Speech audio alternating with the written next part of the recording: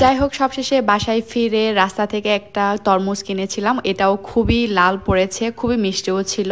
তো আজকে এই ভিডিওটা এই পর্যন্ত, সবাই ভালো থাকবেন, দেখা হবে পরে কোনো ভিডিওতে, বাই।